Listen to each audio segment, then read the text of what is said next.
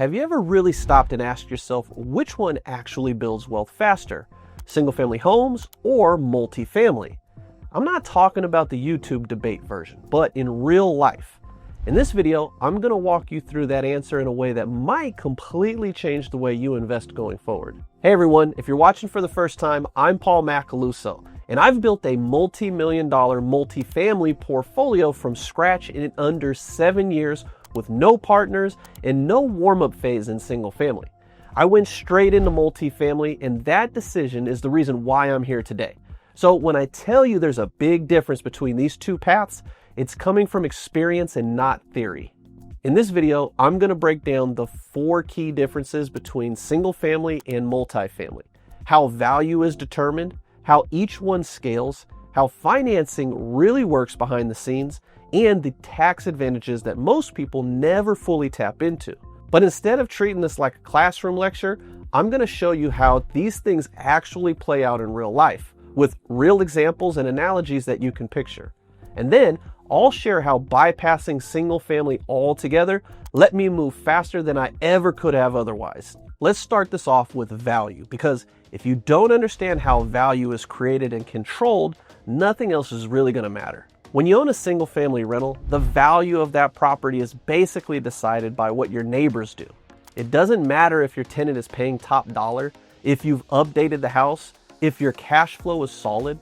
At the end of the day, an appraiser is going to pull comps. They're going to look at other similar houses nearby and what they've sold for recently. And that's going to determine what your property is worth.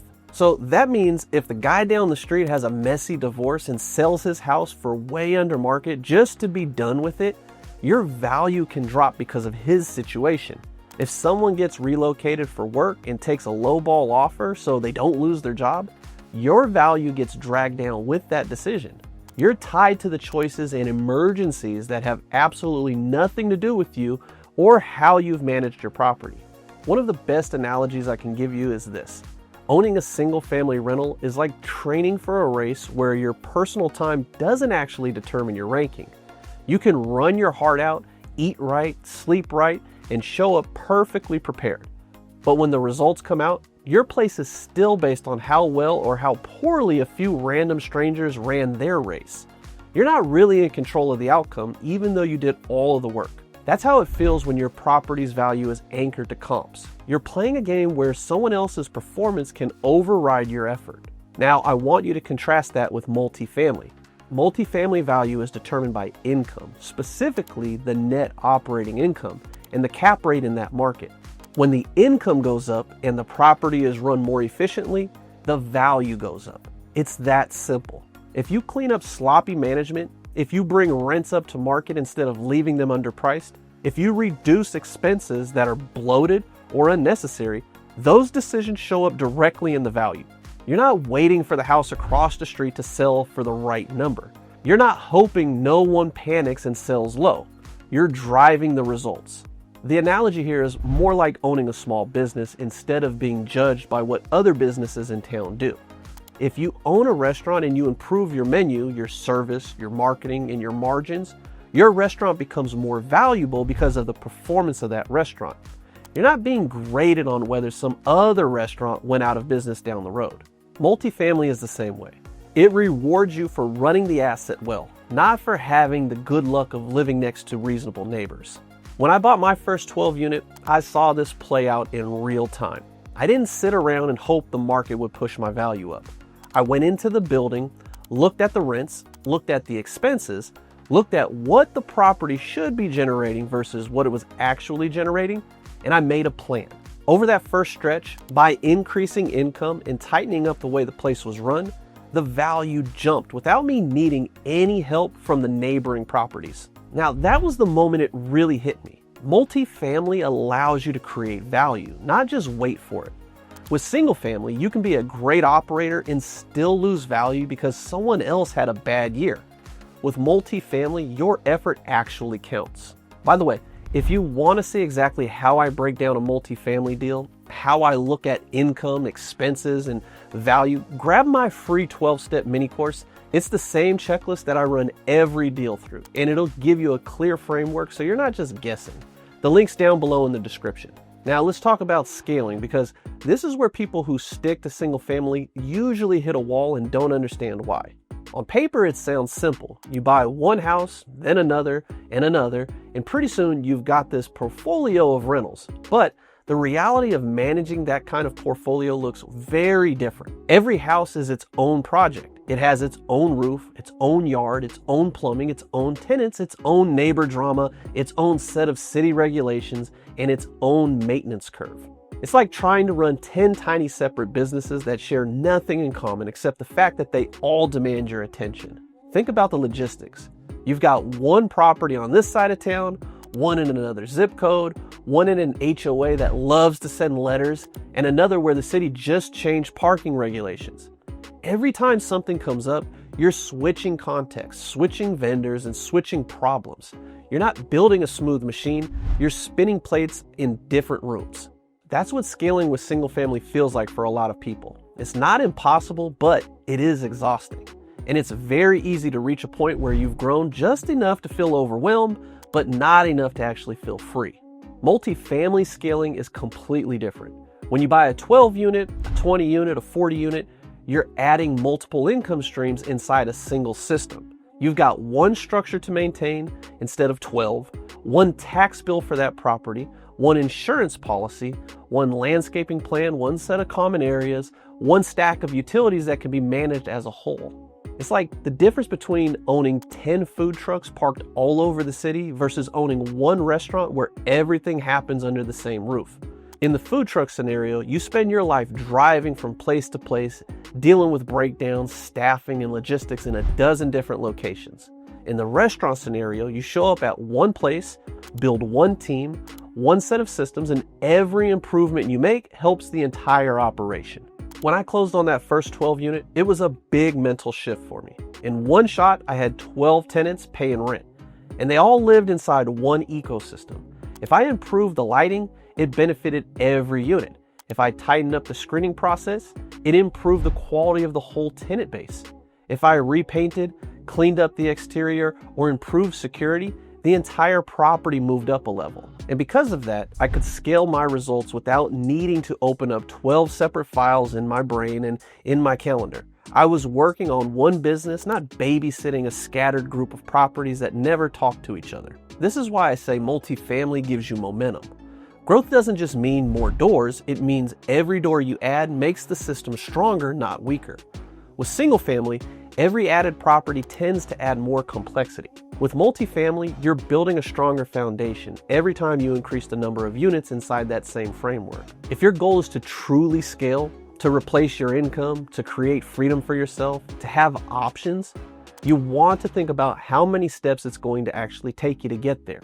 One 12-unit deal gets you a whole lot closer than 12 separate single-family closings that each are going to demand their own time, energy, and management. Now, let's shift gears a little bit and talk about financing, because this is another area where people assume single family is easier and safer, when in reality, it just caps you faster. When you buy single family homes, banks are really lending based on you.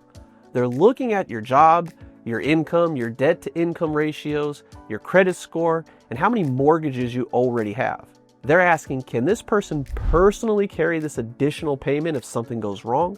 Now, there's nothing inherently wrong with that, but it means your growth is chained directly to your personal financial profile. Once you hit their internal limits, it doesn't matter how good the deal looks. You hit a hard wall. Most lenders cap you at a certain number of residential loans. Once you're there, the conversation changes from, is this a good property, to, we're just not comfortable adding more debt to your name. Now, let's contrast that with multifamily lending. With multifamily, lenders are much more focused on the property itself. They still care about you, but the main question becomes, does this asset perform? They look at the income the building generates, the occupancy history, the market, the condition, and the rent roll. They want to know, can this building pay its own bills? Will the tenants as a group support the debt service? Is there enough cushion there for things to go wrong and still be okay? If the answer is yes, they're willing to lend on numbers that would never make sense in the single family world. And here's one of the most counterintuitive things about multifamily.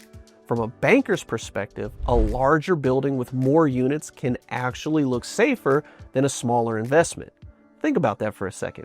If you have a single family rental and the tenant moves out, you're instantly at 0% occupancy. All the bills are still due, but none of the income is coming in. If you own a 12 unit and one tenant moves out, your income dips, but it doesn't disappear. You're still 91 to 92% occupied. The property is still functioning. The bank understands this. They know that risk is spread out over more households in a multifamily building, which makes the income stream more resilient. So when you combine that with the income-based valuation, it opens doors you simply don't get with a portfolio of scattered houses. Instead of constantly worrying about how your personal finances look to a lender, you have the opportunity to present strong income-producing assets where the numbers make sense on their own. That's a very different conversation. And that's why when people tell me they're nervous about multifamily financing, I tell them I'm more nervous about being permanently stuck in the single-family lending box. One path gives you a ceiling pretty quickly. The other gives you room to grow as long as the deal performs. Finally, let's get into taxes, because this is where multifamily quietly pulls way ahead and most people never fully appreciate how big the difference is. With a single-family rental, you get some solid starting benefits. You can write off interest, your property taxes, some maintenance, maybe a bit of depreciation on the structure. And that's helpful. It takes the edge off, but it's not usually a life-changing tool. It's more like having a decent shock system on your car. It smooths the ride, but it doesn't change your destination. Multifamily gives you access to a different level of tax strategy. When you own larger properties, you can do things like cost segregation studies, which break out different parts of the building and allow you to accelerate depreciation on many of them. That means on paper, you can show significant losses for tax purposes while the property is still putting money in your pocket each month. I remember the first time I did this on one of my properties. The building was cash flowing, the numbers looked great, the tenants were paying, and everything was solid. But when the tax return came back, the paper loss from depreciation were large enough to offset a big chunk of my taxable income. The money I would have sent off in taxes was now available to reinvest into the next deal. If you think about wealth as a snowball rolling downhill, that tax advantage is what lets that snowball pick up more and more snow every time it moves. With single family, your snowball still grows, but a lot of that growth gets shaved off each year and handed over in taxes. With multifamily, when it's structured and executed properly, you're keeping more of what you earn, and you're reinvesting it into assets that can generate even more income and more sheltered growth. Another big tool is the ability to combine things like accelerated depreciation with strategic refinances, and when appropriate, 1031 exchanges. You have the potential to grow into bigger and better properties while continuing to defer taxes and keep your capital working for you instead of watching it disappear every April. Single family is going to give you a decent umbrella in a light rain, but multifamily lets you build a structure that doesn't just keep you dry, it collects the rain and uses it to feed the next season. When I first was learning about real estate, I went down the same rabbit holes everyone else does. Books, podcasts, forums, YouTube videos, the whole thing. And almost everything I saw said the same thing. Start with single family homes. Get your feet wet, then maybe later, if you're feeling bold enough, think about multifamily. But the more I ran the numbers and the more I looked at my own goals, the more that path didn't make sense to me. I wasn't trying to collect properties just to say that I owned them. I was trying to build something that could actually change my life and my family's life. And when I looked at single family through the lens of value, scaling, financing, and taxes, I saw a path that required an enormous amount of effort and time just to get to the starting line of the real momentum. With multifamily, I saw a way to compress that journey. So I made the decision that felt risky at the time, but has paid off over and over. I skipped single family entirely and went straight into multifamily. That first 12-unit deal taught me more in a year than I could have learned in 5 years of slowly adding single-family homes. It gave me multiple streams of income, one system to improve, the ability to force appreciation through better management, access to stronger financing, and tax advantages that helped me roll all my gains into the next opportunity. And that's why I'm so passionate about this topic. It's not that single-family is bad. It's that for a lot of people who want true scale and freedom, it's just not enough. It keeps them busy, It gives them a taste, but it doesn't move them as far or as fast as they could go if they shifted into multifamily. If this video opened your eyes to the real difference between single family and multifamily, don't let it just be something that you watched and then forgot about. Take the next step. I put together a free 12-step mini course that walks you through exactly how to evaluate multifamily deals, from value to cash flow to risk. It's the same framework that I use to build my entire portfolio, and it's designed to help you avoid years of trial and error. The link is right below in the description. And if you got value from this, do me a favor. Hit the like button so YouTube knows to push this out to more people who need to hear it. Subscribe to the channel so you don't miss out on the next breakdown. And drop a comment telling me where you're at right now. Are you in single family? Are you looking at multifamily? Or are you just getting started and trying to figure out your path? I read the comments and I use them to plan future videos, and I want to help you move forward with a lot more clarity than I had when I was starting out.